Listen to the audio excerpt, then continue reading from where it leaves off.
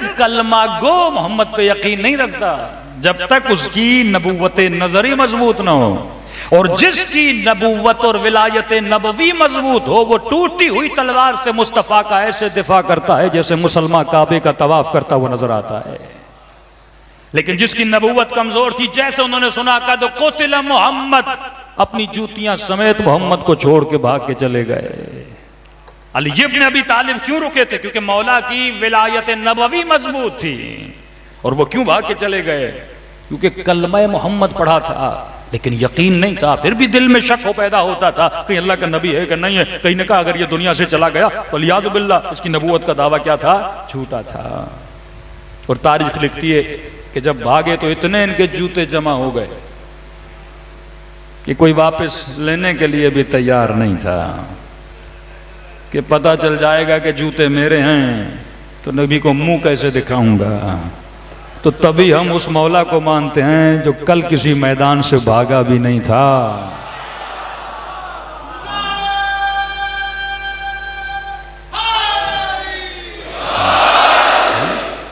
ये सिफत अली इब्न अबी तालिब की है जिसको लक़ब करार मिला, गैरे फरार मिला।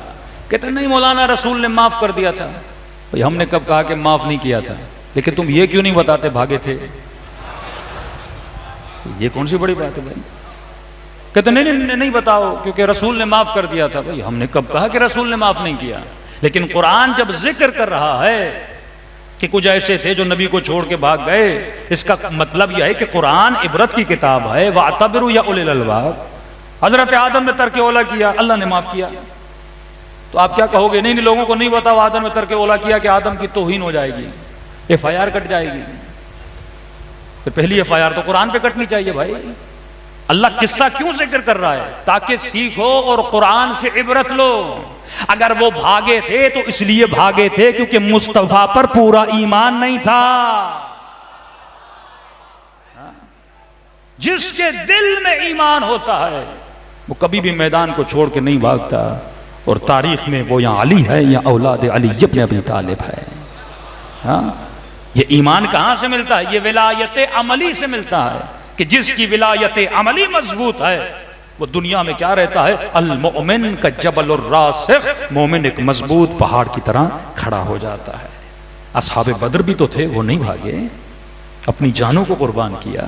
जनाबे हमजा भी तो थे ना, उनके ईमान की ये मंजिल थी कि शहीद होकर चले गए लेकिन मैदान को छोड़ के भागा नहीं। तभी फरमाया इंसान जानो कि तुम्हारे अंदर कि तुमने इकरार कलमा तो किया है लेकिन तुम्हारे वजूद में क्या वो नबूवत का ईमान भी मौजूद है कि नहीं है? सल्लल्लाहु अलैहि मोहम्मद व आले मोहम्मद।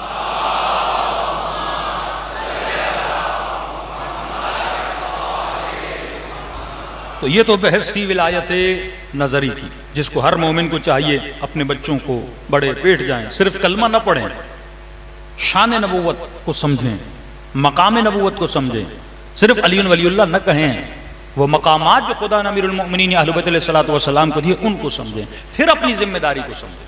क्योंकि जब इंसान समझेगा तो फिर हुजूर खुदा को महसूस करेगा, और फिर जब हुजूर खुदा को महसूस करेगा कभी भी अल्लाह के हुजूर में खता नहीं करेगा।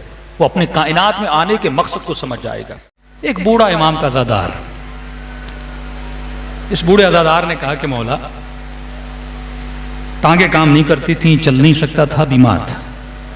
इसने देखा कि सारे हुसैनी इमाम हुसैन की ज़ियारत को जा रहे हैं, ये भी जाना चाहता था। लोगों ने कहा इतने पैसे? इसने कहा मैं गरीब हूं, मेरे पास पैसे नहीं हैं। गांव के लोग इमाम हुसैन की ज़ियारत को चले गए। ये रात को इमाम हुसैन का जिक्र करते करते रो पड़ा। इसने कहा मौला हुसैन आप करीम हैं। मौला करीम का मतलब यह है वो किसी को महरूम नहीं करते। कोरोना के दिन है, हम सब महरूम हैं इस बीमारियों की वजह से। अहले बैत की ज़ियारत से महरूम है। जो मोमिन हर साल हुसैन की ज़ियारत करे, हुसैन की जरी की ज़ियारत करे, उसमें इतनी तड़प है। जिसने खुद हुसैन को देखा हो उसके वजूद में कितनी तड़प होगी। तो कहते हैं रो रो के इसकी आंख लगी, और जैसे आंख लगी ख्वाब के आलम में मासूम इमाम को देखा। इमाम ने फरमाया आए मेरे चाहने वाले, हम करीम हैं, हमने कब तुझे अपनी ज़ियारत से महरूम किया है? का मौला मालदार जा रहे हैं, सेहतमंद जा रहे हैं, मेरे पास न माल है न सेहत है, मैं कैसे आपकी ज़ियारत को आऊं? इमाम ने कहा जितना हो सके मेरी ज़ियारत को आया करो, लेकिन अगर बिल्कुल मुमकिन नहीं है मेरी ज़ियारत को आना, जैसे आज के हालात हैं, तो फरमाए हम करीम हैं, हम किसी को अपनी ज़ियारत से महरूम नहीं करते। का मौला क्या मतलब, घर बैठे आपकी ज़ियारत का सवाब, कल अगर मर जाऊं तो नामे आमाल में एक ज़ियारत लिखवा सकता हूं, कल लिखवा सकते हो। का मौला कैसे? कहा कि जब भी दिल तड़पे हुसैन की ज़ियारत को, या ये लगे कि मैं मर जाऊंगा, कम से कम एक ज़ियारत तो नामे आमाल में, कम से कम रोजाना एक ज़ियारत तो हुसैन की लिखवा दूं। तो इमाम ने फरमाया मुझ हुसैन की जरी की तरफ रुख करना, मेरी करबला की तरफ, सीने पे हाथ रख के मुझे हुसैन को सलाम करना। का मौला सलाम करूंगा ज़ियारत का सवाब मिल जाएगा। का एक शर्त है, अगर वो शर्त पूरी है तुम्हारे नामे आमाल में लिखा जाएगा, इसने आज हुसैन इब्ने अली की ज़ियारत का सवाब कमा लिया। वो शर्त क्या? वही शर्त जो मासूम ने बताई कि मोमिन जब इमाम हुसैन के हरम में दाखिल होते हो ना, तो हर मासूम के हरम में दाखिल होने से पहले मोमिन इज़्न दुखूल पढ़ता। इज़्न यानी इजाजत, दुखूल यानी दाखिल होने की इजाजत। आदखुलु या अल्लाह, आदखुलु या रसूल अल्लाह, आदखुलु या मौलाती या फातिमा ज़हरा, आदखुलु या मलाइकत अल्लाह। क्या मतलब? यानी ऐ खुदा क्या मैं हुसैन के हरम में दाखिल हो सकता हूँ?